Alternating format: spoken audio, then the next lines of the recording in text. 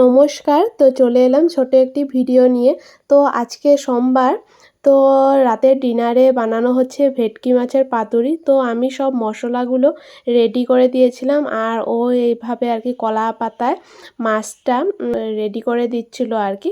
তো মশলার মধ্যে ছিল সাদা সর্ষে, কালো সর্ষে, পোস্ত, কাজু, লঙ্কা, আর ছিল দই। তো এগুলোকে ভালো করে মিক্স করে লবণ আর হলুদ দিয়ে তারপরে মশলাটা রেডি করি।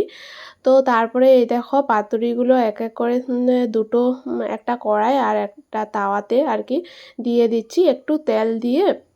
এটাকে এখন ঢেকে দেব 10 মিনিট পর উল্টে দিয়ে, তারপর আবার 10 মিনিট পর রেডি হয়ে যাবে। একদম কম আঁচে বানানো হচ্ছে। তো ফাইনালি ভেটকি মাছের পাতুরিটা রেডি হয়ে গেছে। তো এই যে দেখো থালিটা রেডি করে দিয়েছি, এখন খেতে দিয়ে দিয়েছি।